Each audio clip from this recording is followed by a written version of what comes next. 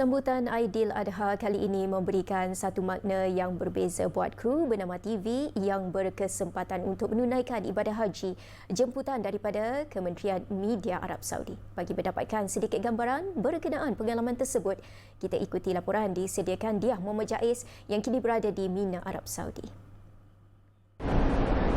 Baik Susi, satu pengalaman yang bagi saya agak berbeza jika dibandingkan dengan sambutan di Malaysia. Sebelum ini, Kerajaan Arab Saudi telah mengumumkan bahawa hari pertama untuk sambutan Aidiladha di Arab Saudi ini adalah pada hari Jumaat, iaitu semalam, manakala di Malaysia pula adalah pada hari ini. Dan seperti kebiasaannya di Malaysia, pada hari pertama Aidiladha akan dipenuhi dengan solat sunat Aidiladha dan kemudiannya ibadah kurban.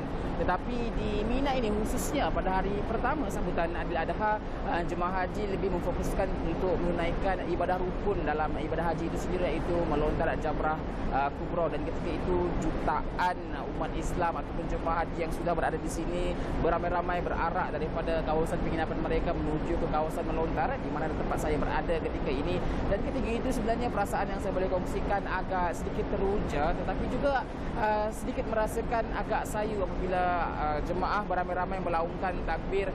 Dan meskipun ada yang terpaksa berjalan agak jauh, lebih kurang 3,5 kilometer daripada kawasan penginapan ke kawasan untuk melontar ini, namun semangat untuk menunaikan ibadah haji itu sangat tinggi, dan ia adalah satu keadaan atau momen yang cukup mengharukan ketika itu.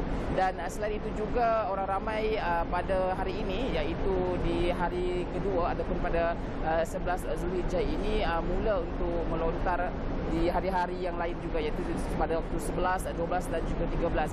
Dan kebanyakan jemaah di sini mengambil peluang untuk melaksanakan rukun untuk melontar ini selesai sahaja waktu subuh, kerana cuaca ketika ini agak sejuk dibandingkan dengan waktu tengah hari, kerana semalam sahaja pada pukul 12 tengah hari suhu yang dicatatkan di kawasan Mina ini adalah lebih kurang 42 darjah Celsius.